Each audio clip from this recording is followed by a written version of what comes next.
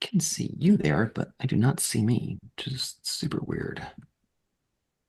Huh.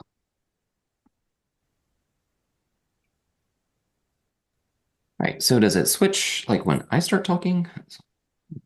I can see you there, but I do not see me, which is super weird.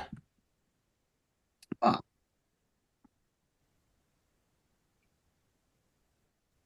All right, so does it switch like when I start talking?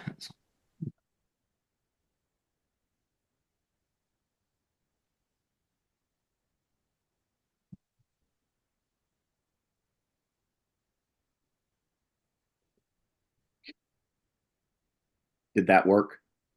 It did.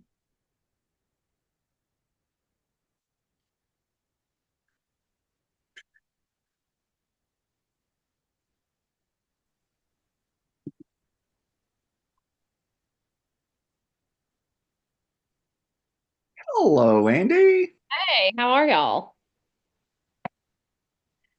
Doing I'm good. okay. Brian's working on some things, so I'm I was just going to say, he looks a little busy. A he's little doing busy. hard work. Did you get it all figured out, you think? The Um, emails were going to my promotions, and I forgot my emails go to people's promotions too, so that's normal.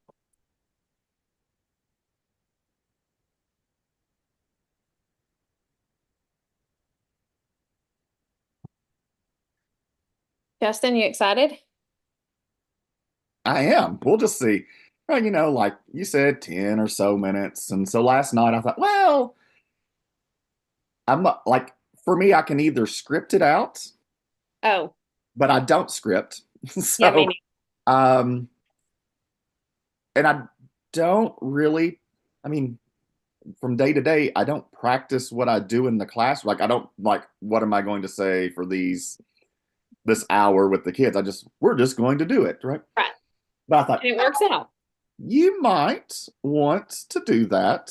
So um I at least went over it and then I was like, okay, that's a lot more time.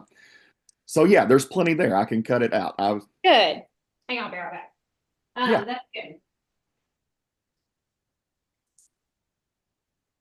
Yeah, that's kind of what I thought. Like if I need to rush, they'll yeah. get the gist of the idea fairly early on. Hold on, I'm doing something weird, but it'll be okay.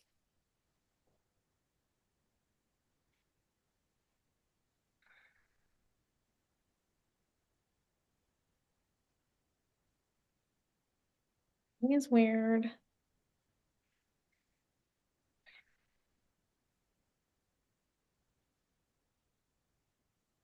Somebody sent me that they got all their NAGC proposals in today, and I was like, oh, congratulations. I still have a lot to do. Yeah. Well, I keep hey, thinking that. friends. Somebody sent We me that they got all their NAGC proposals in today, and I was like, oh, congratulations. That was weird. I just heard myself like after I said it. yes, because we are now we're on the live stream, which is Okay. now on live on the page. Okay.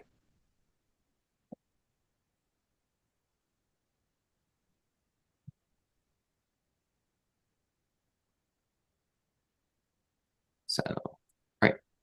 Uh, we'll be right back. Perfect.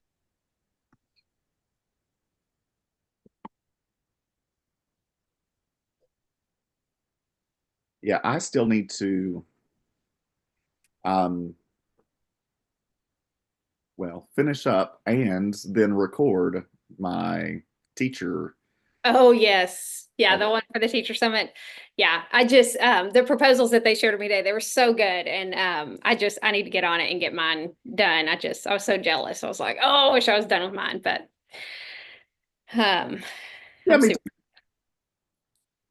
it's it just also was just a reminder that it's already time for that. Like, oh my gosh, how is it already almost February? So I definitely appreciated the reminder.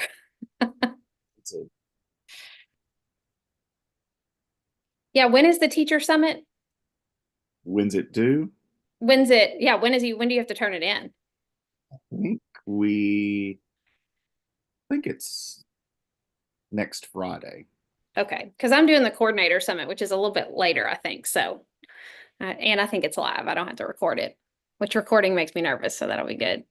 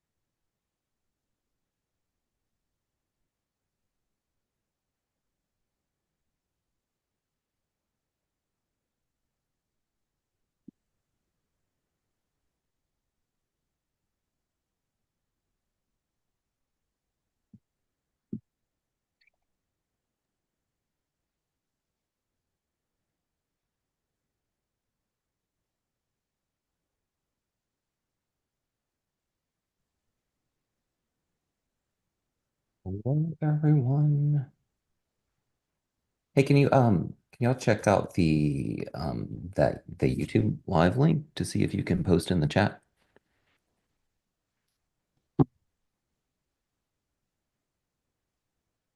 Okay, I would do that by just going to that page in a separate. So I put the direct link, I think, I into our text message chain here. But it's also just on our regular page. You just have to actually open it you have to open it in a separate window if you want to chat. Okay, let me see. And when we get ready to share our screen, we're just going to share from the Zoom like you would normally share on a Zoom, correct? Yeah, we're just in like a normal Zoom. It's just getting shared out elsewhere. Did you get mine, Brian? Could you see that? Yes, I did. Okay, I'm sorry, I don't know why I'm not understanding this, but is it just the AAH, is it the HHMM thing? Hmm. Okay, And then once you're on that page, then click the YouTube window that's there, okay. Hold on, and let me then get that's going there. to open on a YouTube page, and you'll be able to chat.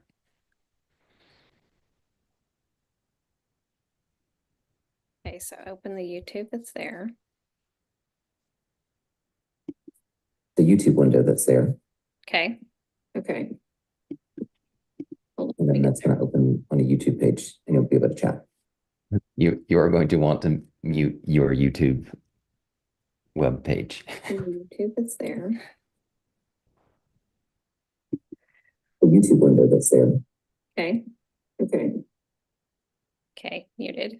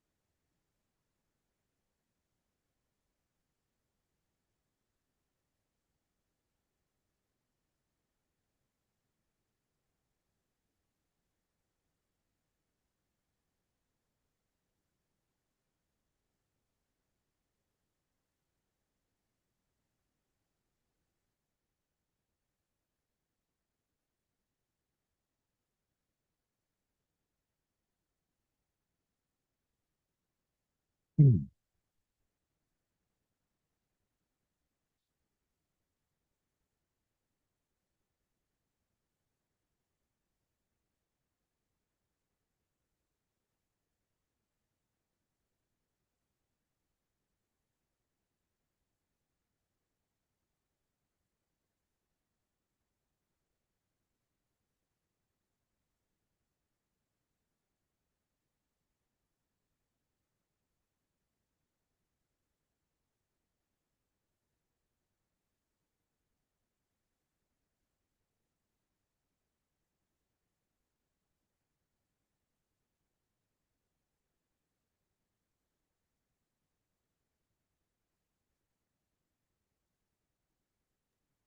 Okay, all is well now.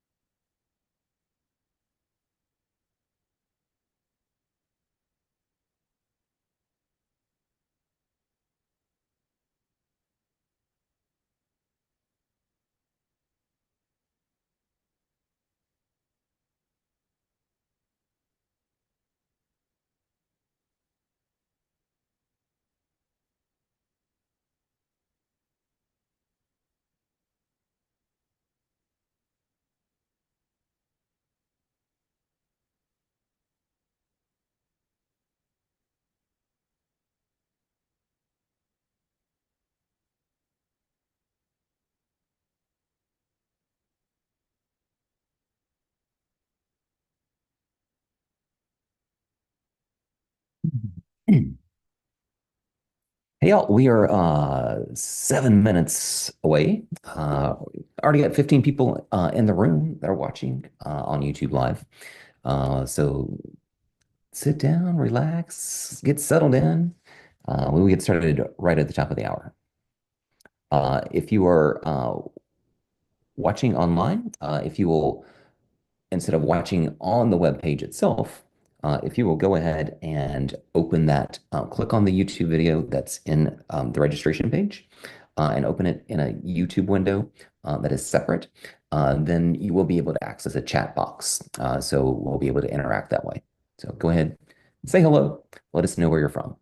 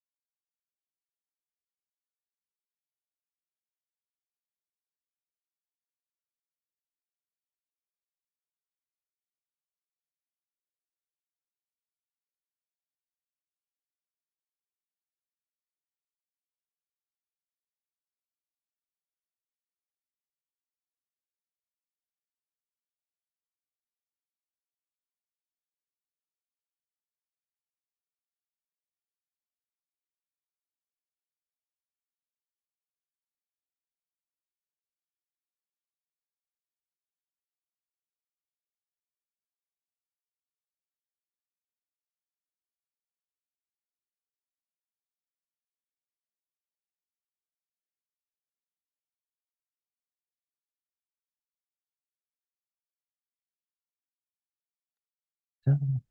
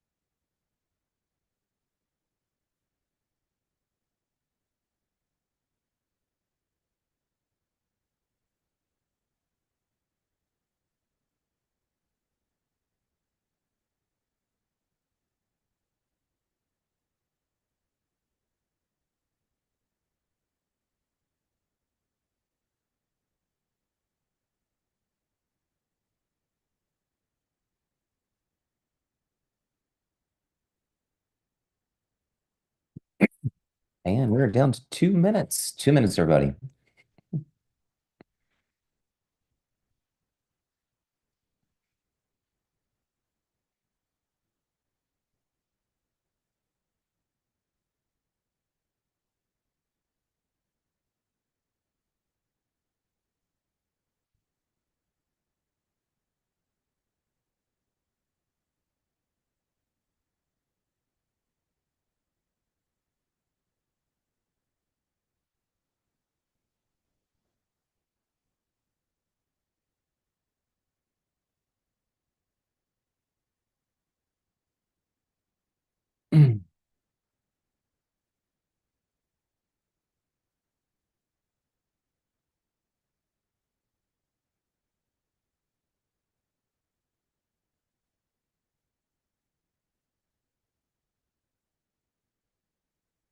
All right, and we have 1 minute to go. 1 minute. Can everybody hear me?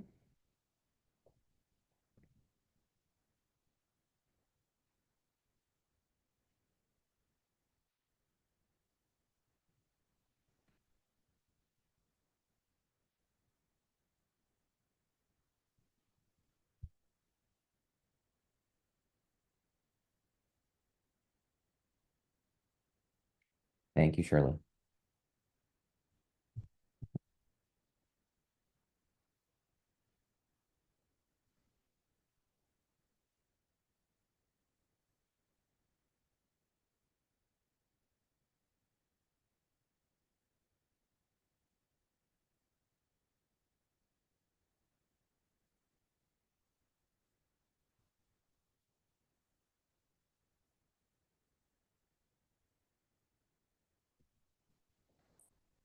All right. Welcome, everybody. It is 7 p.m. on the East Coast, 4 p.m. on the Pacific.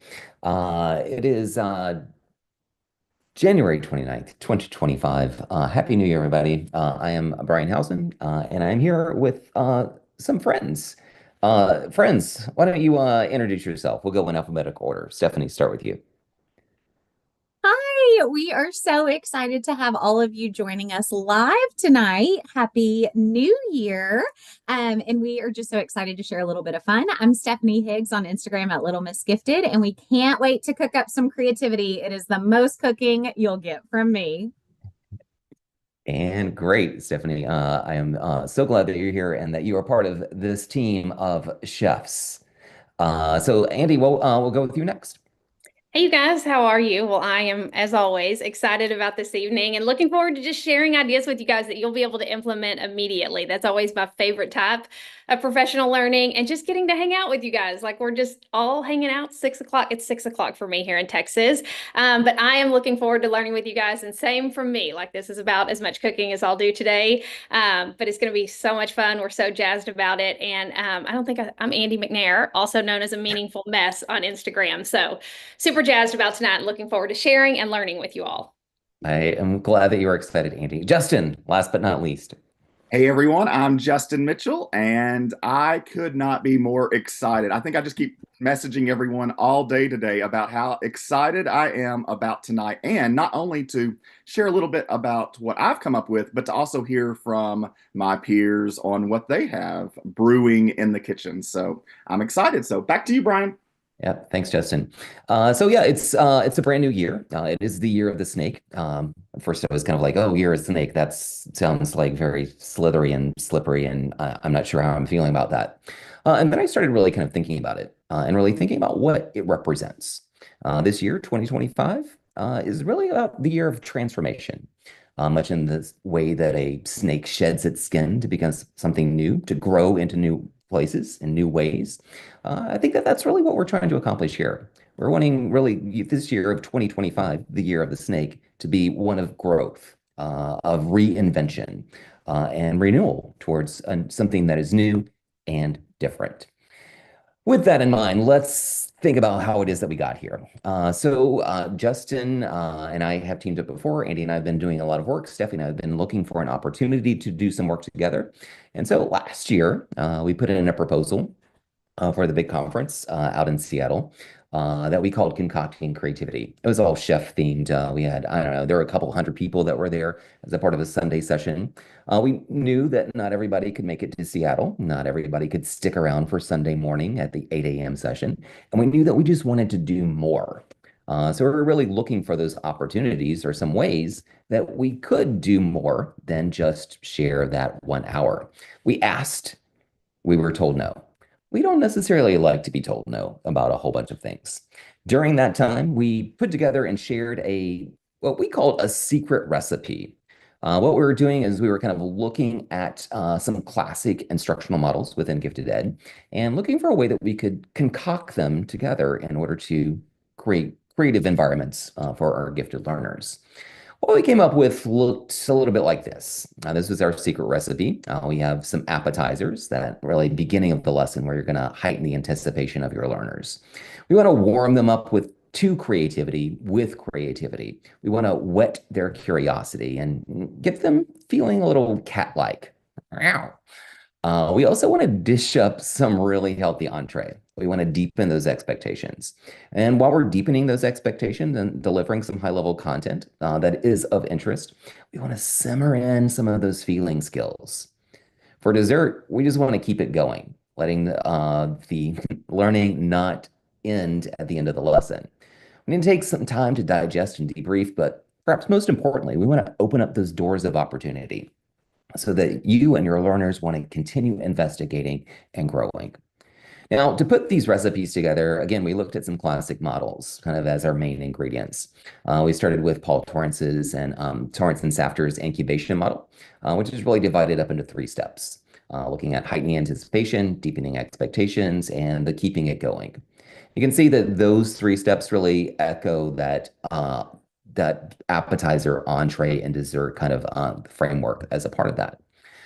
We also looked at what is my favorite model of gifted education. That is the Frank Williams model for thinking and feeling, because it really takes on the cognitive and the affective. For cognitive, we're looking at fluency, flexibility, originality, and elaboration, which has been used by pretty much everybody that's ever studied creativity. And then also we're looking at the affective, that feeling, things like curiosity, risk-taking, complexity, and imagination. We also wanted to incorporate and blend in some of Kaplan and Gould's depth and complexity, looking at these classic 11 ways that we can have our students think deeper, do more with what it is that the content that we're teaching. We also wanted to sprinkle in some visible thinking routines, looking at ways that we can debrief the experience so that we're not looking for things to just for a grade, but we're looking for how the students responded to that on that cognitive and affective level. And as we were thinking about this, we were really thinking that we had done is to create a super model. The stock of our soup is really the Torrance incubation model. Our main ingredients are coming from the thinking and feeling skills outlined by Frank Williams. And then the seasoning is the depth and complexity and looking at the visible thinking. Really, by combining all of those ingredients together, we want to create something that's going to be a memorable experience for your learners in your classroom.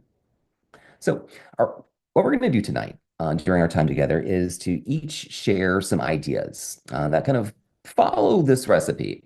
Now, I think that the super exciting thing, at least one of the parts that I'm most excited about, is that the four of us literally have no idea what the other people are going to present. We wanted it to keep it just really lively and a big surprise. So that was really kind of our only rule as a part of that is to keep the recipe in mind but go in any direction that you really wanted to as a part of that. So with that in mind, we're going to go in alphabetical order. In case you're trying to wonder or kind of crack the code of what the HHMM is, it's Higgs, Hausen, McNair, and Mitchell, which also stands for hours and minutes, because that's just what we do is look for those connections. So I'm going to stop talking now. I'm going to turn it over to Stephanie, and she's going to take this into our first recipe.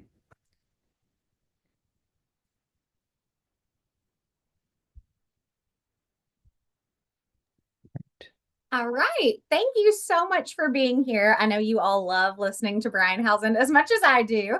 And so thanks, Brian, for kicking us off. We are so excited to have just a quick bit of time together tonight to just share a few ideas.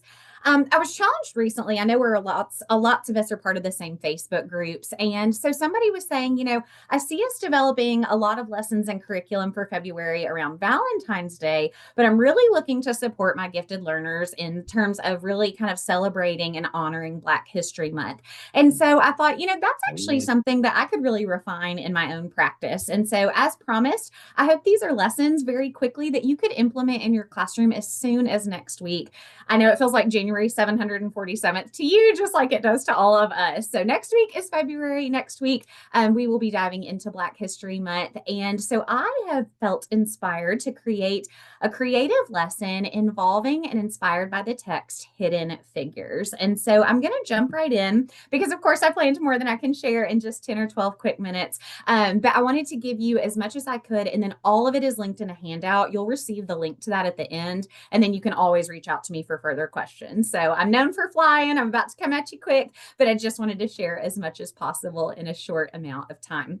So, as Brian was alluding to the idea of kind of this recipe, something that I think about in my own classroom, I'm an elementary gifted educator, is a quick 2 or 3 minute warm up, followed by some sort of read aloud or mentor text to really inspire and ground the work that we're doing. I love to incorporate and sprinkle in that making thinking visible routine. And then last but not least, I really like to move into that critical and creative thinking space. There's kind of all these ideas around that we're preparing students for a job force, of which many of those jobs don't yet exist. And so when we think about the idea that ChatGPT is just something new that we're all really jumping in on in the last few years, and even the careers related to that, and that was just something that is just still so new in our world. And so really explicitly practicing these refined models of critical and creative thinking is really an essential part of the work that we do for our learners. And so very quickly, if you were with us in Seattle, it's really important to me as a gifted educator to think about the community that we're cultivating. And in a space that is just kind of exuding creativity, are we making sure that this is a place where all of our learners feel safe and they know that they're safe to fail forward and they're safe to try new things? And so just real quickly, something to think about would be establishing some norms in your space for how creativity is going to look and how brave it is for us to try new things. And so something else I like to do when we're establishing kind of that culture and community is this idea of being a beyonder. And so thinking about all these different ways that we can really kind of encompass and encapsulate all of these different qualities My favorite of which is the idea of being a minority of one. So, just really setting the stage for the creative work that's going to take place.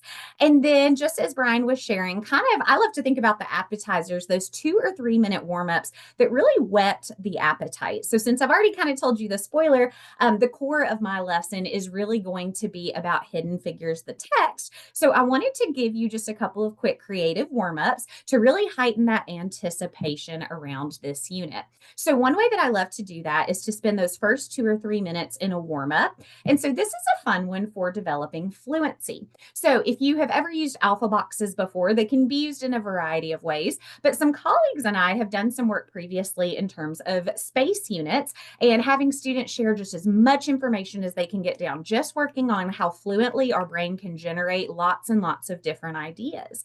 But I was at the TAGT conference in December. If you have not yet had the pleasure of learning from Michael Matera, and he gave me a couple of ways to really level up even further the use of alpha boxes in my classroom. So first, we're developing that fluency. Just how many ideas can we generate regarding space in 3 minutes? But then, what if we push this a little bit further? What if we required our students to work backwards and they could not, just kind of jump around just as ideas were kind of coming to their mind, but really forcing even more creativity and challenge in working backwards? Or perhaps you have students working collaboratively in groups and you give each of them a column of an alpha box chart in just 1 or 2 or 3 quick minutes to generate as many ideas as they can around a topic. A different idea that I love in terms of kind of whetting that appetite and kind of getting some appetizers before we dive into that main course are from my favorite resource, Carly and Adam. They make tons of great resources, and I reached out to them yesterday. They are letting me share a few free samples of these in the handout that I've provided online if you want to practice these with your kiddos. But when we think about really coaching our learners through using an exercise like this, you could give them a prompt like the one on the right. It's not a full moon, so it can be anything else. It just can't be a full moon. And so, how can we coach up our learners just in 3 quick minutes to develop some sort of idea to really elaborate and create more of a whole story or a whole picture there? And then, even develop some of those creative strengths and brag about those. Are they using fantasy? Are they employing elements of humor? Do they have, ideas for unusual visualization? Did they turn their paper in a different way? How quickly are they working? Again, kind of developing that fluency piece as well as the originality, because it's not a full moon. It can be anything else. It just can't be that. So just a couple of ideas there. I would always be super happy if you ever wanted to reach out and chat a little bit more in detail. But those are just a fun few ways to kind of whet that appetite, get students in and ready to learn.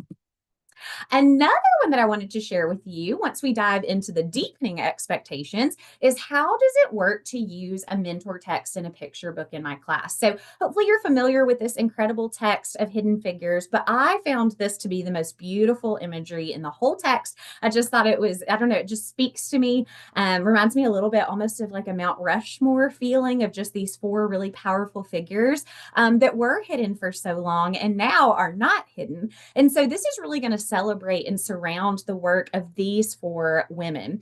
And so one way that I love to do that is through sprinkling in some of those ideas related to making thinking visible, as Brian alluded to a little bit earlier.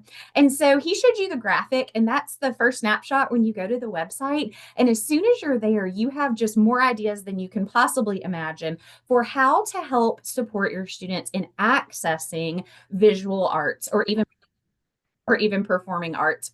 And so what you can do here, and the reason why I think it's so beneficial is because it has such a low floor and such a high ceiling. I've used Making Thinking Visible with students as young as 3 or 4 years old and all the way into adults having professional conversations around these topics. And so I just wanted to show one really simple example. So taking that favorite picture book or that content that you're studying, finding a piece of visual art that speaks to you, and then that's going to inspire similar inspiration in your students as well. So the one that really was speaking to me when I was thinking about the work that I want to do, these heroes that I want to celebrate and the work that I want to acknowledge around their research and their science and their mathematics was this idea of 3 whys. So this is on the Making Thinking Visible website.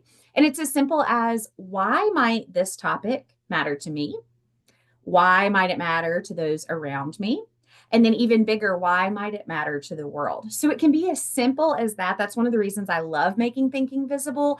If you have 5 minutes or if you have a week to devote to really diving into some pieces of visual or performing arts, this is a great resource to use there as well. So if the core of my unit is really thinking about women in STEM, research and historical figures, especially honoring and celebrating Black History Month, this would be a great way to kind of deepen some of that learning as well with the use of making thinking visible. Another idea I wanted to share with you is from the work of Sally Taylor. This was actually shared with me at a professional development and by someone named Kate Martin. And again, I've linked all of this in the handout for you. But it's this idea of essences. And so really kind of pushing this idea of metaphorical thinking. And so if we were to think about these hidden figures who are not so hidden here in 2025, what would be a food that would really represent them and the work that they did? What about an animal that represents these four women? What about a form of transportation? Music, if we picked a song that represented the work that they did. What about a sound? The last one on the bottom, the second one, you see kind of that fingerprint. Is there a texture that we could really think about that really would kind of encapsulate the work of these four women? So essences are absolutely incredible. If you haven't used those yet, I think that could really be inspired through a text that you love or through some of the content that you are exploring with your students. And again, Sally Taylor's website is going to give you even more information about that. But my colleagues and I were so inspired when we first heard about essences. And so I hope this metaphorical thinking will be impactful to you and your learners as well. When I think about creativity, I think about the trauma that I ensued all of 2023 when a friend signed me up for a year of improv classes. A year plus later, am still in counseling, working through what this exposed in me in terms of vulnerability. So how much better would it be, right, to employ this with our learners? And so also, I think if I had been doing improv at a young age, perhaps it wouldn't have been so traumatic to me as an adult. But what a great way to really build creativity, collaboration, community amongst our gifted thinkers. And so one way to do that, gifted thinkers love improv, first of all. If you haven't tapped into that world yet, there's so many ways that this can benefit our students. But what about something as quick as the improv game called Freeze? And so what we do in this game is you bring up a historical event and you bring up, just invite like two students, or you could even model with a colleague or with another student, and you have them set the stage in this historical time. And they just start acting it out, right? So pretty quickly they can kind of read each other and see who's acting which part and where they are in time and what's happening. And when you see one of them do kind of a big elaborate move, you're going to say, freeze. And so whatever movement they're in, you're going to stop time right there. You're going to leave them in the scene, but you're going to rotate out the other person with another gifted learner in the classroom. And then you're going to have scene come back in. And so now the first person was frozen in this position. The second person has to enter the scene in the exact same position, and they have to reset to a completely new scene. So, at first it was they were in the middle of this historical scene and we were right here, but all of a sudden the second person has to do it and say, can you believe what just happened? And then start a whole new scene, right? And so what a great way to kind of take some of these historical events, having students have the opportunity to come up to perform some types of performing and comedic art, and then involve lots of other students as well. So I just thought that one would be a fun one for some of you, especially if you teach older students, right? My perspective and expertise is definitely elementary, but essences and improv are ways that we could elevate even beloved picture books with some of our older learners. Last but not least, thinking about kind of extending the learning or the desserts, something like designing a monument, having students kind of propose a space-inspired monument or some sort of piece of visual art that honors the four hidden figures.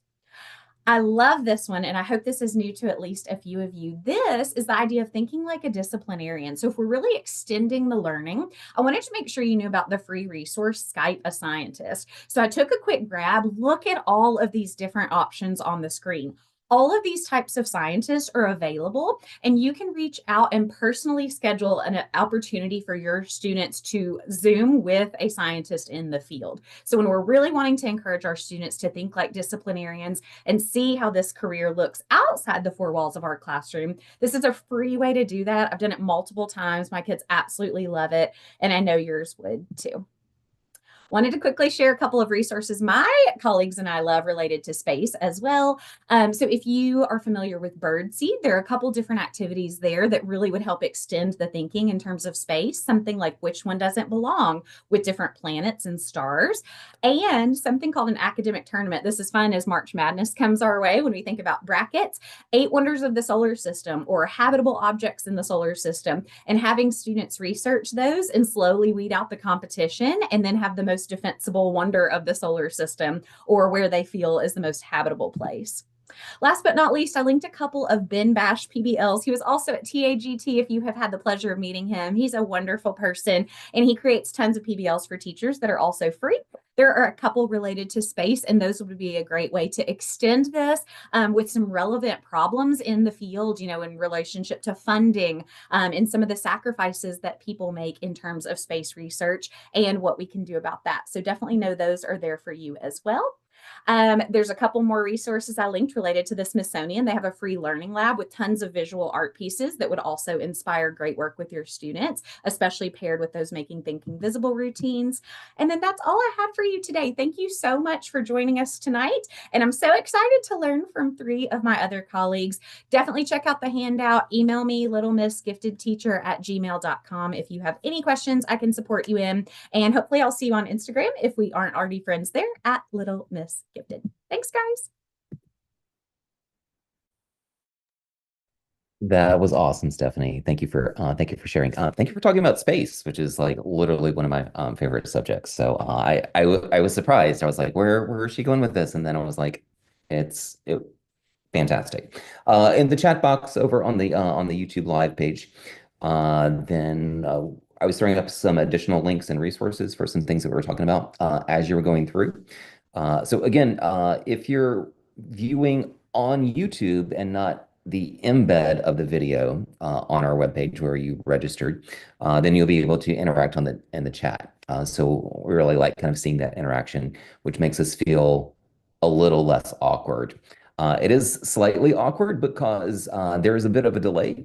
So it's about 15 to 20 seconds between us saying things and then it appearing out wherever it appears, like on your screen in the computer. I'm not talking like I know how this works. I have no idea. Andy, what stuck out to you as Stephanie was sharing? Oh gosh, so many things. First of all, it is like drinking from a fire hydrant, right? Like all the things. It's so good. But I think just that whole idea of it being simple and keeping it simple. And I always love those. It's not a whatever, because it's so easy to do, but it's such a great way to encourage creativity. So it's always one of my favorites that Stephanie shares. And Justin, what about you? Yeah, I loved the improv freeze. I can't wait to try that out. I think that could be really fun with my middle school students. And then just the idea that all of these strategies are very simple. And if we can just keep them in the back of our mind and we think, oh, I've got that idea, I'm going to grab it and use it here. So, yes, plan it out. But the fact that I'm storing all of this can easily be used and thrown in when you think, oh, I think this would work great at this moment. Yeah, fantastic. Stephanie's time is up. I am going to now share my screen because I've said the magic words. And so hopefully everybody can see that.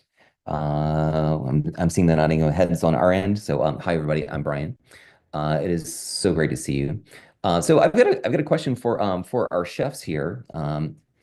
It's a this or that. So Justin, we'll start with you. Elephant or goldfish? Elephant. I'm nervous, but I'm going to say elephant. Oh, okay. And Andy, elephant or goldfish? I'm also going to say elephant. I'm And also nervous. uh, and Stephanie, elephant or goldfish? I like to be with the crowd. The popular vote is elephant. So of course I'm going to choose elephant. As elephant. So give me a reason why you chose elephant and not goldfish. I think with goldfish, I just think of those carnival games that I wasn't allowed to play because we didn't need all of those goldfish being brought home. Something along those lines that they come and go, but elephants, long lasting. Yeah, oh, okay. I see where you're going. You got, some childhood trauma with like, not being able to play the carnival game. I fully understand. Andy, what about you? Why elephant and not goldfish? I think I was just looking at the imagery. Like the elephant just looks so much more like I don't know, just seems much more, I don't know the word, exciting maybe, Exciting, and you do like the excitement. like the who would have Stephanie, guessed? why elephant and not goldfish? Other than you just wanted to go with the crowd. So I think I saw something online recently that was talking about the elephants feel about us the way we feel about like tiny, cute little pets. And we're like, oh, that's so sweet and cute and tiny. And the elephants are like kind of endeared by humans in the same way. I thought that was real sweet. Oh yeah, that was interesting. I'm surprised that none of you like went with goldfish. Um, I, this year in 2025, I'm actually going to try and be a little bit more goldfish and a little bit less elephant. Let me begin to explain why. Now, an elephant, the saying goes is that an elephant never forgets. And I think that for many of our gifted learners, we want to build that really rich storehouse of knowledge and information. We want them to remember the things that are important to them. But a goldfish has a different way of approaching it. So as we begin to heighten the anticipation, we've kind of got a this or that. You're thinking about these two animals. What does this mean? Where is he going with this? I'm gonna be a goldfish this year. I'm gonna quote this. I'm gonna attribute this to the great philosopher of the 21st century, Ted Lasso, who says this. You know what the happiest animal on earth is? It's a goldfish. You know why? No. It's got a 10-second memory. Be a goldfish, Sam. Yeah? Happiest animal in the whole world is the goldfish because it only has a 10-second memory. Actually, we don't really know how to measure a goldfish's memory, so that may be kind of just a complete misnomer or misconception, kind of some fake news that's out there. But that might be something that's kind of interesting to explore. Thinking about how do we let those things go instead of holding on to the things that we need to hold on to. As we think about that sort of concept, I want to deepen the expectations, give a little bit more of kind of the content of the thinking and feeling behind this. And to do that, I'm going to quote my other favorite philosopher of the 21st century, the great poet Taylor Swift. Taylor talks about the importance of catch and release. Actually, in this clip, we're going to see Dr. Taylor Swift talking about what catch and release means to her. Part of growing up and moving into new chapters of your life is about catch and release. What I mean by that is knowing what things to keep and what things to release. You can't carry all things. You can't carry all the things. And for many of our gifted learners, and even for ourselves, we want to carry all the things. We hold on to that, but we don't have to. If we're more like goldfish, then we can let some of those things go. We can release them. The things that aren't going to be good for us to remember, the things that aren't going to be good for us to hold on to. Now, Taylor goes on to say in this address to the graduates of NYU that you get to pick what your life and time has room for. You should be discerning. We need to help ourselves and our students be more discerning about the things that they want to spend their time and their life doing. So I'm going to go full goldfish on this. So I really kind of thinking about this and like, why don't I eat more goldfish crackers? Like they're delicious. I started studying like the bag of goldfish. There's just something absolutely magical about it. And it's in like a small bag. It's foil lined. It just like looks really cute and appetizing. It feels very special. But there's a lot of things just in this bag that I've never really paid attention to. And the more and more that I thought about goldfish, I started wondering, how on earth are they made? And so I went down a pretty deep rabbit hole. It all starts with combining the ingredients in large mixing machines. After it leavens, the dough is dumped down a long chute to a laminator machine, which flattens it. Then in sheets, it travels by conveyor belt to a large roller called a die. This is the moment of truth.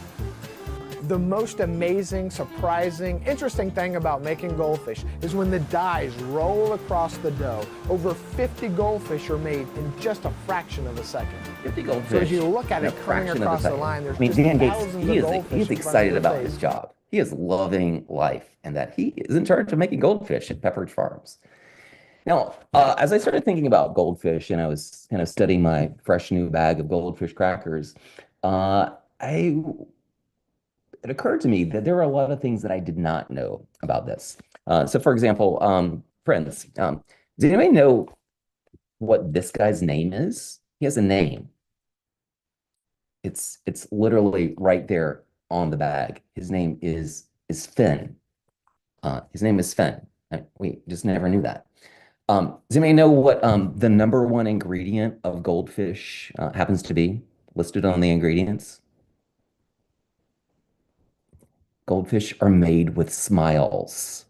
It says it like literally. This is a photo that I took, made with smiles, um, and a whole bunch of other stuff. Also, when we look at this at the bag, we can see that there are two goldfish. There's one with a smile and one without a smile. That's listed right there. Yet we never really thought about all the things that were there. Also, in the back of the bag, it says that are actually here on the side. You can help your kids discover more smiles at goldfishfun.com. I've seen that. I wondered like what was going to happen when I went to goldfishfun.com. Apparently, it is not very much fun because the website just does not exist anymore. Like, what a waste of an opportunity. Apparently, it went like defunct like back in 2022. They just stopped making content for it. So, as I was thinking about this and trying to live a more goldfish lifestyle, and wanting to encourage gifted kids to be more goldfish, I decided that we really needed to put together some activities to help keep it going as a part of that. So here are some creative ideas that I concocted as I threw these slides together. First of all, I thought about the ingredient list. Like if goldfish are made with smiles, like what are you made with? We're not thinking of like what's like actually inside of our body, but what are the character traits? What are the things that make us up as humans? What makes us special and unique? You know, we all learn from like the nursery rhymes that it's sugar and spice and everything nice, or snips and snails and puppy dog tails. I think we can do way better than that. Let's see what your kids come up with that they have on their ingredient list. Also, apparently, about 40% of goldfish are made with smiles. Now, as we were watching that production video, then we're kind of seeing them come off of that die that was being cut as a part of that. Only about 40% of them have those smiles. I really kind of thought of this as like a science experiment or a sampling experiment. We could go through our bag of goldfish and we could see, uh, does this come out to be about 40%? How do we take a random sample of goldfish? How many goldfish do we need to get in order to kind of calculate that 40% as we're going through? I think there's a lot of different ways that we can begin to experiment with that idea. I also thought about ways that we can begin to kind of stir in some depth and complexity. So we saw those goldfish being cut after they had been laminated apart. And I started wondering, as an unanswered question, what happens to all of the in-between cracker that's just hanging out there? And what happens when you get like an in-between cracker that's not cut properly in your bag? Is that like a golden ticket kind of moment? Or is it just like a really kind of weird thing that you're like way not into at all?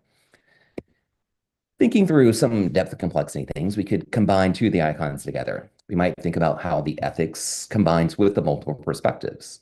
Like, should goldfish crackers be marketed as a healthy snack for kids? And how might a nutritionist, a parent, and a child each view this differently? So they were combining both ethics and multiple perspectives. We also talk about the language of a discipline, or of our kids beginning to, as Stephanie was talking about, thinking like a disciplinarian. We can combine that with some cause and effect. And think about things like, how do food scientists describe the texture and flavor of goldfish crackers as we're eating that? Like, how does it feel within our mouth? And how do those descriptions influence consumer behaviors? And how do marketing terms like baked, not fried, affect how people perceive the healthiness of goldfish crackers? I think you could also have a snack fact kind of debate. You could take the snack cracker and a real goldfish and create sort of an infographic. I'm picturing like a, kind of a Venn diagram of knowledge. What are things that are true only about goldfish crackers? Things that are only true about actual goldfish? And how can we put those things together? What's true for both of them? And then I took this picture recently when I was in the grocery store. I was just standing there in the snack aisle, and I was thinking about sort of the battle between goldfish and Cheez-Its. Um, like, which one do you prefer? Um, it's kind of interesting because when I was like a kid, like I would say goldfish by far, like the best nutcracker. At some point, I felt like that I just became like too mature to eat goldfish. And then I was like, I'm gonna eat Cheez It now. That's where it's at. And now as a much older adult, I'm like, oh no, it's cheese and crackers. Like that just seems much more refined. But if I'm feeling like a 4-year-old, then yeah, a good bag of goldfish, it's gonna get me every time. We could also use this as a creativity activity, looking at an invent a fish flavor brainstorming exercise. There are, I think, at this point, close to 40 different flavors of goldfish in existence. We could use that fluency, flexibility, originality, and elaboration to begin to play with that. How many different flavors can you name? How many new flavors could you come up with? Could you combine some things together? For example, there's graham cracker goldfish, which I do not think is a real goldfish. For me, I'm much more of a purist. It needs to be a cheese cracker in order to, not a graham cracker. You could also use scamper, although you do need to be careful when you're using scamper because things like this can happen. This is Dunkin' Pumpkin Spice Graham Goldfish Crackers. Like that just seems like way too many things that are happening as part of that. Stephanie Marin is really loving this. We could also look at trends over time. Maybe we're going to construct a timeline to demonstrate how goldfish packaging has changed over time in response to trends. This was really kind of the Pepperidge Farms goldfish cracker bags that I remember as a kid growing up. And it's interesting just to see how they've changed. We might also think of and kind of project into the future. Like 50 years from now, what are like going to be the flavors that are out there? What are the bags going to look like? And did you know that the original goldfish cracker was not a snack cracker, but a baked soup cracker? Why? Because it's a goldfish and it swims in soup. We could also create sort of a marketing challenge, asking and putting your students in the situation where they're in charge of a marketing campaign for a new version of goldfish crackers. They will have to determine ways that to make it stand out in a crowded snack market. Now, goldfish, they've been doing this at Pepperidge Farms. Just this past year, they decided that not enough adults were eating the goldfish crackers because they thought it was too kid-like. So they released a special edition called Chilean sea bass. It was literally the same goldfish crackers, just with a different name. That might be one way to do it. Also, back apparently in 2022, they released a Snapchat filter that would allow you to try and focus on this goldfish, but not get distracted. And so if you look away and you could not hold your attention for 9 seconds or more, then you would not win the prize, which was a coupon for a discount off of the goldfish flavor blasted Craven ketchup flavored goldfish. That sounds absolutely disgusting to me. I don't want any part of that. But hopefully I've given you a few ideas that give you something to smile about. So that's what I have about goldfish, and that's where I'm going this year. What do you guys think? I love it. I wasn't sure where you were going when you started out with goldfish. I was like, where is this headed? But man, who knew you could I just want to say I eat goldfish every day. Goldfish and a Dr. Pepper, definitely my snack for the day. Almost Breakfast every of day. champions. No, it's shocking. No, I loved it. I love the idea, one, living in the moment, this idea of being a goldfish, but also just being able to take an everyday item and run with it and go in every possible area and just continue to go and plow in with this depth and complexity as we continue to dive. So now I'm thinking, like, what are the other things in my kitchen cabinet that I need to be paying more attention to that are made with smiles? Maybe there's other things out there. Yeah, I mean, I think that that's so true. There's those things that are with us just all of the time that we never really stop and question. Like, what's the history behind this? Why are they doing the things in that way. And there's, I think, just a lot to be curious about and really explore. I think this is a gifted kid's dream. I think just to take a topic, kind of that deep dive, like Justin was saying. I've also realized, Brian, we might need to kind of hashtag tug of war this out with like a making thinking visible tug of war routine, because I would argue that Scamper worked marvelously here, as the pumpkin spice are the best goldfish I've ever had, and the second best are the graham cracker ones because they're part of a s'mores goldfish set that is Oh, elite. And so okay. we'll do some sort of making thinking visible tug of war. I've got some really defensible arguments about No, why I, Scamper I worked have, really well. I am much more savory than sweet. So I think my side of the tugs is gonna be better. I'm So gonna I'm we'll, gonna go we'll, with we'll see. you know the Old Bay seasoned goldfish. Those are personally my favorite. Okay. We love a classic. All right. Next up we have Andy McNair. Okay, let's go for it. You guys, can you just tell me if you see my screen? Yes. It's like I heard somebody say, Brian, like you said, if you don't actually say I'm sharing my screen, does it really happen? So this is the announcement. I'm sharing my screen. Gosh, I'm excited to share this idea. It's something that I've thought about for a little bit of time, but when I was kind of thinking through what I wanted to share this evening, I just couldn't really get in a good headspace. And I was like, what does that look like? And then all of a sudden, I was started getting messages from one of my kiddos, and there were emojis in that message. And I was like, oh, okay, wait a second, we're going to do an emoji thing. And so I'm excited to share with you guys some different ways that we can use emojis that are a little bit different than you've probably heard, because I know we talk about this idea a lot, but I'm going to share a really specific idea that I think you're going to like, and that is a different way to kind of think through this. So I want to share a couple of facts with you about emojis first, and I'm actually using the word wrong. I'll tell you why in just a second. So did you guys know that, first of all, in 2015, the word of the year was not a word at all? It was actually, anybody want to guess what emoji it was? Stephanie, I feel like you could like make the face that it's this one. So in 2015, that was actually the word of the year, you guys. That's how valuable and important emojis are, that it was a word of the year, which seems a little weird, but definitely the case.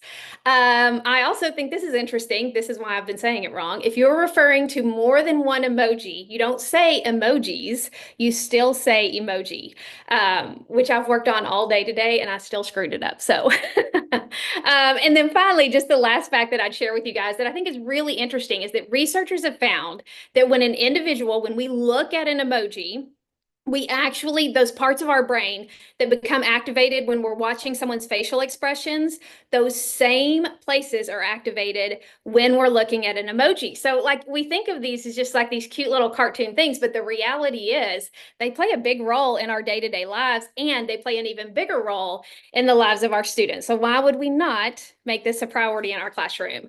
So I wanted to ask you guys, and let's just start with our group here, Justin, Brian, Stephanie. If you had to, let's just go with one. If you had to use an emoji that would represent creativity, what's the first one that comes to mind? Light bulb. Okay, because I think because ideas inspire ideas inspire ideas. And so I think once you get it going, it's just like you just see all those little pathways dinging in your brain. that's Yeah, awesome. I am really fond of like the thinking face like emoji, the hmm. I think that that would be an important step like within the creativity. Love it. All right, Justin. Oh, you've taken some good ones. I think maybe the magnifying glass, like this idea that I'm in search for this creativity, that I want to find more of it. Yeah. Are you guys noticing, like, as they're sharing, like, I'm already getting a feel for their perspective of creativity? Like, oh, Brian really sees the thinking part. Stephanie really thinks about it as a lot of, imagine that. Stephanie thinks of it as a lot of ideas, right? Shocking.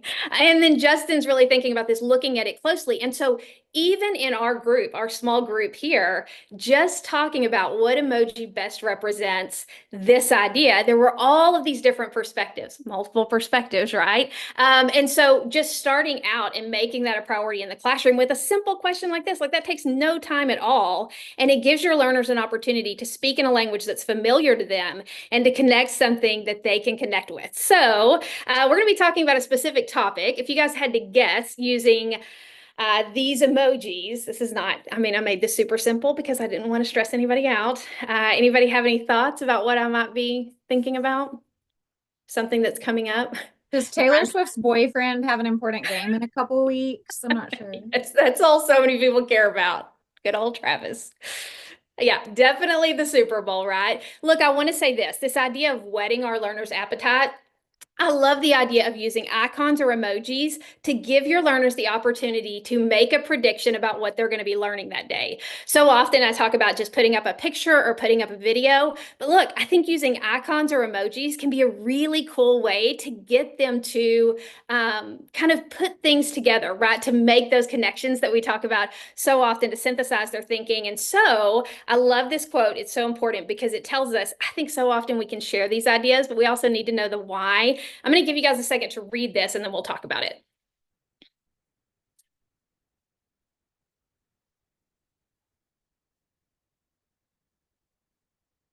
I love this so much because I love the idea that our brains at a horse race, like, look, I don't love horse racing. I don't think I might enjoy it more than I think. I haven't been there, Justin. I don't live in Kentucky. But it's not, doesn't seem that fun, but I'll tell you this. If me and my husband were at a horse race and I said, I think the horse with the red, whatever, blanket, I don't even know, whatever, if the red blanket is going to win this race and the race starts and he taps me on the shoulder and he says, hey, I'm ready to go to lunch. I'd be like, no, we're going to watch this race because I've already made a prediction about who I think is going to win. And I'm saying your learners are the same way, right? When they can make a prediction about what they think they're going to be learning about, you're giving them that opportunity to tune in because their brains are going to get into that perfect zone for attentive focus just because you've given them the opportunity to predict. So I love that using something this simple, this manageable, can give us that opportunity to create such a meaningful experience and connect our learner's brain with what is being learned so that they're ready to pay attention and they're ready to invest.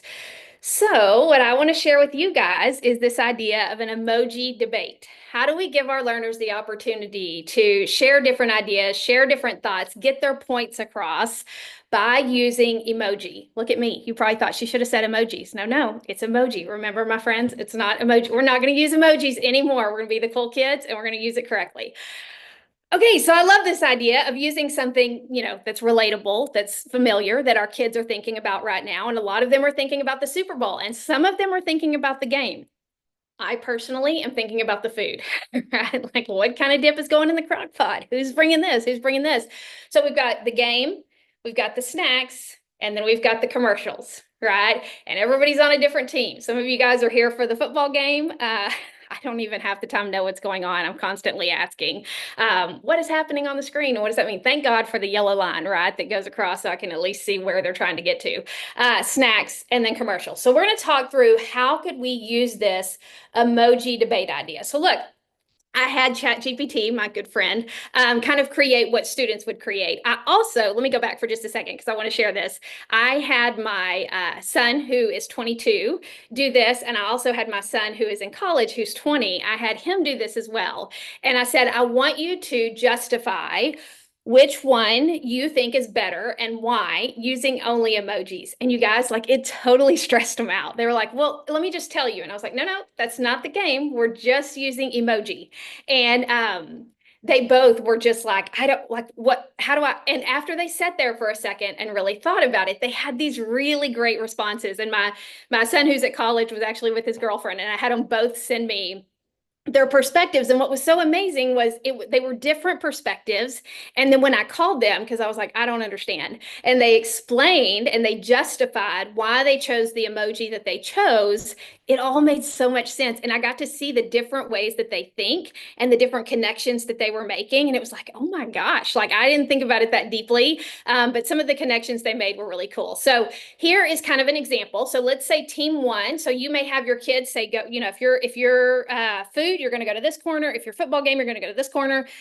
If you're commercials, you're going to go to this corner. And then they can start deciding, hey, how will we as a team decide? And I would give them a number. You might want to start out kind of small. You might say 3 emoji. You might say 5 emoji. But here's the deal. You can see here on this slide, not only do they have to share the emoji, they then have to share the explanation of why they chose that emoji. You with me so far?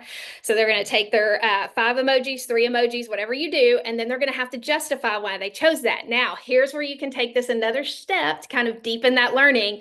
You can give them an opportunity to take those all all of these pieces that they came up with and create a big idea. That should also sound familiar, right? A little depth and complexity. So now they're going to create a big idea that they're going to share as their debate statement. This is our point. This is our big idea. They're going to share that. Team 2, they may have chosen commercials. And so I'll give you guys a second to look at a couple of those. Super cool, right? That idea of the money aspect of it and the money that brings in. And so their big idea may look like this. And then you're going to take it one step further. So they're going to share their emojis. They're going to come up with their explanation for each emoji. They're going to share their big idea. And then they're going to share their emoji rebuttal, right? So they're going to come back and say, well, you say this, but commercials are fun, but they don't compare to the Super Bowl itself. And here's why. And then team 2 is going to give their rebuttal. And they're sharing a separate set of emojis for their rebuttal. So they're sharing 2 sets of emojis, one for their original debate statement, the second one for their rebuttal. Are you guys with me so far? Does that make sense? Makes sense here. It doesn't always make sense to everybody else. So hopefully that is moving along. And then it's like deciding who's the winner, right? Who justified their use of the emoji really well.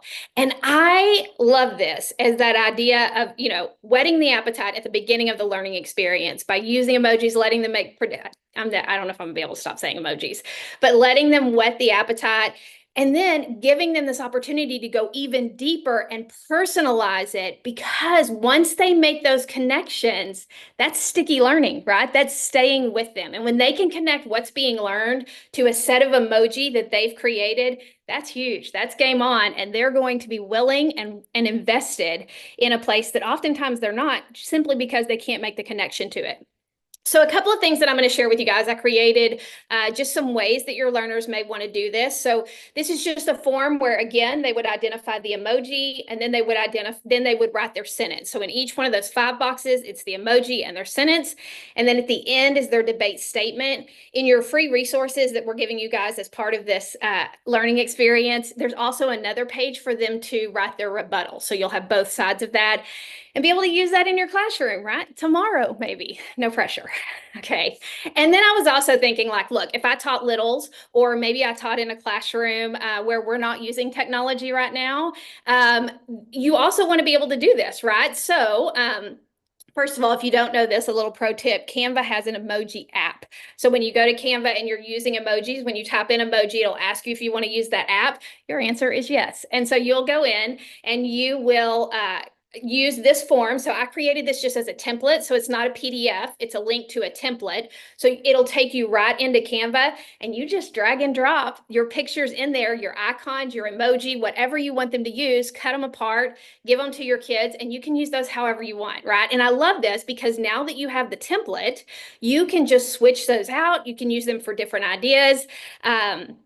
These are the depth and complexity icons that I really see happening here. Gosh, that big idea we talked about specifically.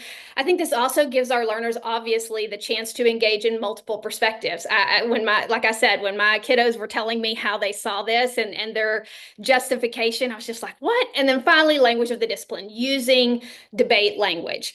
These are some questions you might consider. I'll share these in the resources with you guys, but these are just some other ways you can think about this. What emoji do you wish existed to better express yourself? How did emoji change the way that you expressed your opinion? That just gives them that opportunity to go deeper, to make connections. And the great thing is you could apply some of those visible thinking routines using these questions. So definitely something to consider. How might I use those? One way you could extend this and continue using an idea like this is just emoji vocabulary, right? Like letting them define words and letting them, I know we think about it as them like writing the definition. They don't care, right? But they may care if we give them an opportunity to connect it to emoji. And so using that for vocabulary, I have a lot of other examples for this. If you're interested in those, you can let me know and I would be happy to share. That's it. That's my idea, the whole emoji debate, emoji vocabulary. Again, you can connect with me on Instagram at A Meaningful Mess. You can check out my website for all the resources, but I hope this is something that you can use in your classroom, make a real connection and be able to use immediately. Okay, that was really fast. Yeah, no, that was awesome. Annie, I'm gonna compliment you on your font choice. That's all I gotta say. Wow. I mean, that night made. Amazing. I'm literally using this next week. This is just such an inspiration. And I love the idea of them trying to prove themselves right from the very beginning and hooking them kind of with that sneak peek of those emojis. We all love that, right? We all love to kind of make that initial guess and then we're satisfied when it's correct. So taking this, using it next week, I already scanned the QR code for the Canva emoji app. That's incredible. So I just learn every time I hear from you, friend. Thanks. Very cool. Okay, Justin.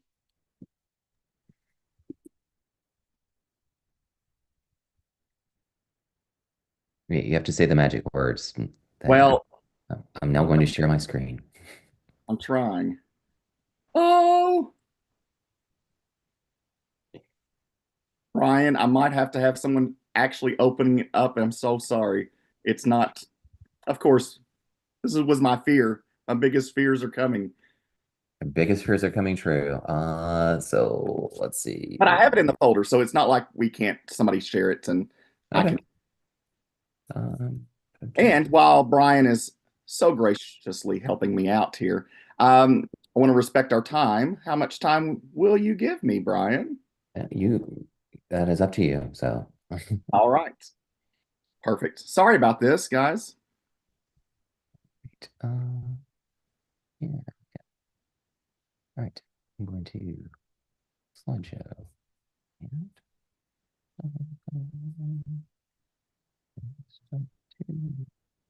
okay.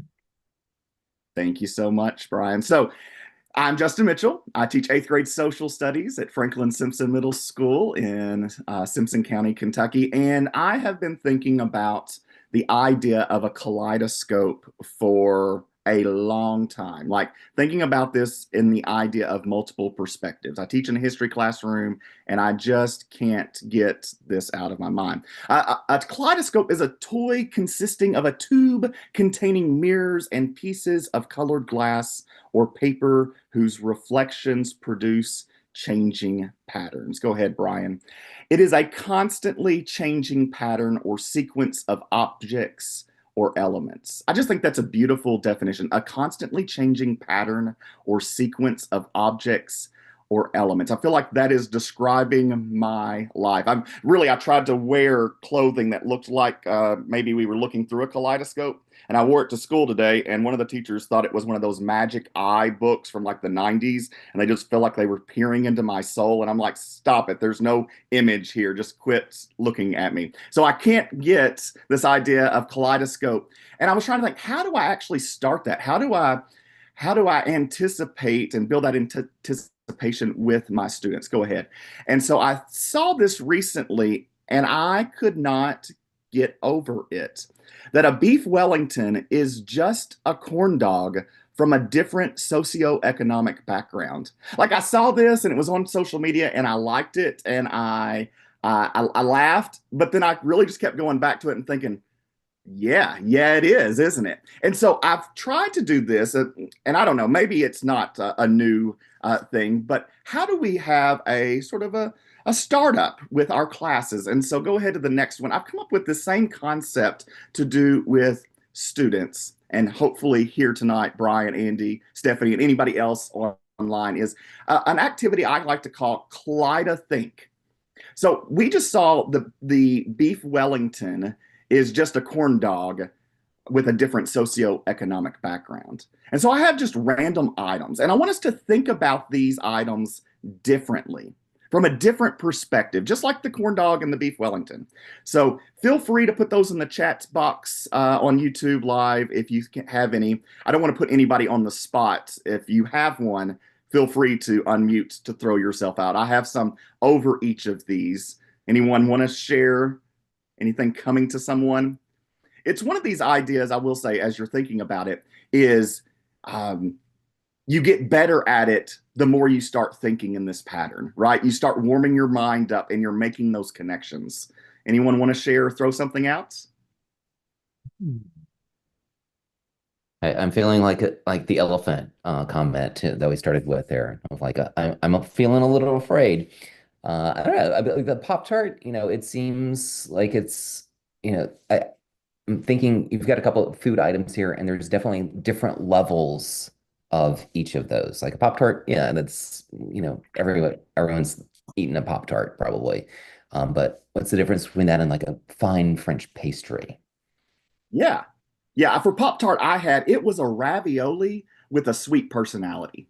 Oh, Like I this like that a lot. this take on it, this spin, like sushi. It's a rice burrito that went to private school, right? Yeah. So the pencil, it's a really just a pen with trust issues, right? Like this idea, like we take it and we turn these on their end. And when you start to give examples of those, right? Caviar is a rich kid's version of tapioca pudding. Like that's what we're going for. And looking at things different. And so in history, and I teach in a history classroom, history is full of perspectives. One person's hero can be seen as another's traitor, or one person's victory is another's loss. So the lesson that I have for us today is that we'll explore these multiple perspectives by creating a dinner party. I know we have all been to dinners, and I know, like, I love the socialization aspect that's going to happen. I purposely want to sit in the middle of the table so that I can hear everybody's conversations and be a part of everyone's conversation. Like people know that's where I want to sit. If it's an empty table, is right smack dab in the middle. And so with a dinner party, I'm thinking about how do we look at these different perspectives. So this lesson, we're going to start off pretty simple with seating arrangements that occur. The idea is for the time period in history, it could be anything. We're going to have a seating chart that I'm going to ask my students to go through, and they're going to be given a topic. So the one that I did in class with students was called the Reform Movements. And I gave them a list of 9 Reform Movement people, as you can see there on the screen. And I said, of those 9, I want you to seat 8 of those people. And not only who is sitting next to one another, but what are they going to talk about? What is the connection that this person is going to make with another? So I'll give you an example. I've got a template in there, and Brian can show to the next slide that you'll have access to these. So you can have this template and print this out, or you can do it digitally on Google Slides, which one of my students did. And on the next slide, you'll see an example of one of my students. They put these individuals in their seat, and they told me like why they put Frederick Douglass and Harriet Tubman next to one another, but what are they going to talk about? And so I think that this activity takes it to the step like we're thinking about multiple perspectives. So that is the baseline, right? But I always want to add on to it. So I'm just going to go through a series of things that you can do to up this activity that you can also take and use with other ones. One, Brian knows, this is one that Brian and I've talked about a lot, is the fickle finger of fate. That you have a spinning wheel and it decides where everybody's going to sit. And then you as a student, you just have to make it work, which we could talk about in life. That happens sometimes. You're going to have to sit next to somebody that you might not know, you may not like, but you're going to have a conversation with them. And so we can let chance determine that. Or the next one is the gauntlet, right? Have a peer create the worst case scenario seating chart. And then you have to come up with conversation that these people are going to have.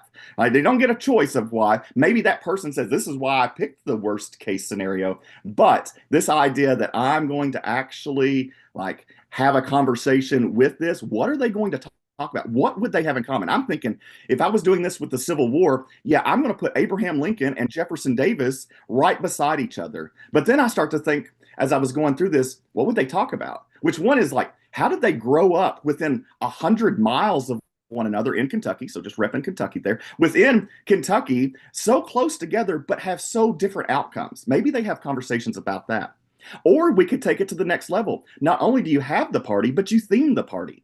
What theme would be best for this group of people?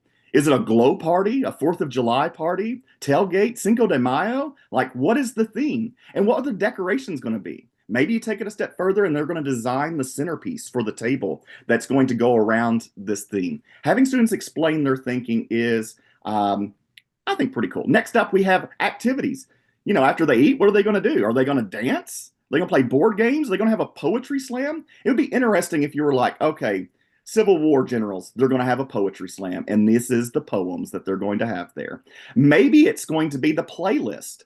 Like, what is the activities that you're going, or the music that you're going to listen to throughout. What vibe are you going for and to create with this group? You can keep going there, Brian. What menus that you're going to create? What's the food? What are the different courses? Why did you pick these courses? Does it relate to these individuals in any way? And then the last one I have there is the invitation creation, right? Have a student create and design the invitation that goes out to these guests here. What's it going to look like? What does this design tell us about the type of party attending? And so if we just pause right there, think about all of the different ways that we've added this and added depth and complexity with this assignment. It was started out simple seating arrangements, which I would say simple. Depending on who you pick, it's not necessarily simple, but it's those connections and getting students to see this can go so much deeper and having conversations. But last one is, I don't want it to stop with history. I know I always get, oh yes, you can do that in a history classroom because you can do everything because history is the greatest subject known to man. Of course it is. But you can do this outside of history. So I try to just show you here how you can do that. For language arts, like literary characters, you've read some books, they're going to have a dinner party. Or you've read a series of books throughout the school year. You're going to take a few characters from each of those books, and you're going to have a dinner party with that. For math, of course, I thought you could have mathematicians set at a table, but that's the easy way out. Same thing with science. So math, what if it's mathematical concepts? What if it's not actually people sitting next to each other, but it's ideas like algebra and geometry and calculus? And you're going to put algebra next to calculus because they're going that connection, and here's the connection that they're going to have. Same thing with science. Maybe you're doing science concepts or theories where you're going to talk about gravity or photosynthesis. Who would be setting, or what concept would be sitting next to whom? Art with artists, music with musicians and composers, vocab terms, just picking vocabulary terms.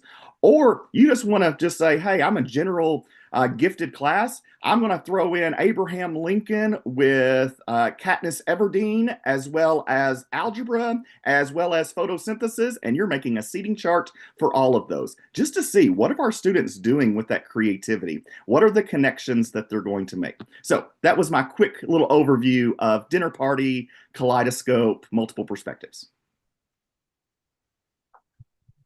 Thanks for sharing that screen for me, Brian. You're welcome. I was happy to do the driving on that. Justin, just fantastic. Just so many just wonderful ideas. Stephanie, Andy, want you comment while I switch over the screen to our last bit here? I love that you didn't take the easy way out. As soon as you said math, I was thinking, I don't know how this would work, but putting those concepts beside each other. And again, when we think about our gifted learners and kind of that heavy lift, I think that conceptual understanding is really important, but that's such a more engaging and fun way. I'm sitting here trying to figure out who I'm partnering where. So as always, I'm so energized by your ideas and just the creativity that you display every day with your students. You inspire all of us, Justin. Thanks. Yeah. Thanks. I love the idea of a playlist. I was actually thinking of something like that last night. Just golly, that's so cool, that idea of letting your kids create a playlist, frankly, because it's unexpected, right? I think so often when I was thinking of the idea of commercials last night, I was thinking commercials always open with that unexpected idea of like, now I have to watch it. And that idea of your kids being given the opportunity to create a playlist for an event, or that's such a great idea. And I want to say the same thing. I'm so inspired by the things that you're sharing on Facebook and the things you're doing in your class. It's always just like, who thinks like that? Oh, Justin Mitchell does. So thank you for being you, and thanks for sharing that. It's a really good idea, but I'm a huge fan of the playlist for sure. All right. Well, thanks everybody for sticking around overtime. This is we got a couple of last things here. As we mentioned at the top of the last hour, this is your Bitly link. I will also throw that into the chat box over on the YouTube live. So it is bit.ly/12925, which is today's date dash sauce. And you can also use the QR code that is there. So this was like chapter 2, like of kind of the partnership. But we got a chapter 3 for you as a part of this that we're calling the Secret Sauce Society. This is something that we are super excited about. And this is what it's going to look like. That's going to come next. So when we originally got together to do this, we wanted to do a full day, and then we were like, oh, let's do a half day, and then it turned into an hour. We're gonna try and go back in the other direction. And so we're gonna hold our host a summer virtual event that we're calling Spark and Splash. It's going to be taking place on July 21st, 2025. It's going to be like a 3 hour tour as a part of that. We're kind of building around this idea of igniting curiosity and making waves. It's going to be a high energy kickoff to your new school year. Talk about truly what sparks engagement and gifted learners, and how can we make a splash with innovative strategies. So we're going to be hosting that a 3 hour webinar, but we also don't want to do something that's just virtual. That's just kind of a one-time thing. We really want to build a community and kind of a small, tight-knit group. So in addition to the 3 hour live event that we'll do, all of that will be recorded. We're going to have a year-long online community that we're going to build. So we're going to have some engagement, some discussions kind of around that. We're also going to do a follow-up event in October. So it'll be an additional hour. And then we'll see what happens in the spring after that. So because you were here and have spent your evening or afternoon with us, we want to give you a special discount on this. For this event, we're looking at charging $100. But for the next month, if you use the discount code Goldfish25, because goldfish are the best, then we're going to give you $25 off. So we're also looking to limit the enrollment to a total of 200 people. Those 200 people include us, because we want to be able to have more of an interaction with you rather than just seeing kind of this scrolling that's going through. And so the community that we're using has a limit of 200, and that's why we're capping it at that. It's going to be a first come, first serve.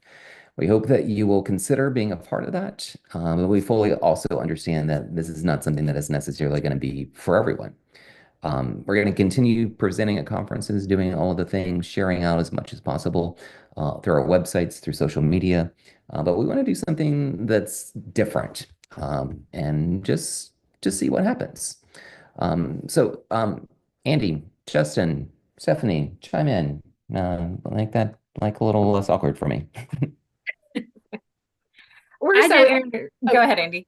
No, you go. Let's make it super awkward. You go ahead, Stephanie. We're just so re-energized by just reading your comments and seeing the feedback. I heard a couple of you in the comments. I saw you saying this is just what I needed. And so I think we know that there's just this need and this craving and this passion for new ideas, fresh resources, and things you can implement tomorrow. And so I know I'm leaving tonight after listening to my dear friends and colleagues with tons of new ideas I can use in my space. And we were just thinking this summer is the perfect time, right? June, we're all exhausted. We're kind of, disassociating for a little bit, but by July, we're kind of ready to make a splash and get back in the swing of things. So we'd love to see you then. It's going to be a blast. Yeah, I think that I just want to echo that. Like, I think it's going to be so much fun. And I know that we've talked about this so much as a group, just that idea of really thinking about how do we create professional learning that one is meaningful and two, that people can really take and implement right away. And I think that's really what we try to do. And I think this idea of creating a community where it's not just like, hey, we connect and then poof, everybody's gone, but this opportunity to continue the conversation and be able to ask questions and be able to in real time say, hey, I did this. This is how it went. Can you give me any feedback? And that happen within a community, because the smartest person in the room is the room. If we can create that room and create that space, we really will be better together. And I think most of all, we're excited about creating that different perspective of professional learning and what that can look like. So I'm super excited about it for sure. So excited. Justin. My word of the day is excited. So I am really excited about this summer. Like when we came up with the idea to begin with, we had so much information. It would be more than the 3 hours to begin with. It really could have been like a whole week sort of seminar of going in. So I'm really excited, if I could find another word, to actually dive into some of these different super models that we created. What does that mean? And going back to what that original plan was, but then seeing all these new strategies and building off one another. All right. Thanks, friends. That was fun. We did it. We did do it. That was amazing. Thanks for everybody who attended on the YouTube Live. We'll be sending out an email probably tomorrow with, again, all the links, the recording where you can access all the information, as well as the additional information about the summer super session. So thanks for all that you do. You make a difference in the lives of the students each and every day. So thanks, everybody. Have a great night. Thanks for being here. We're excited to see you this summer. Bye, y'all.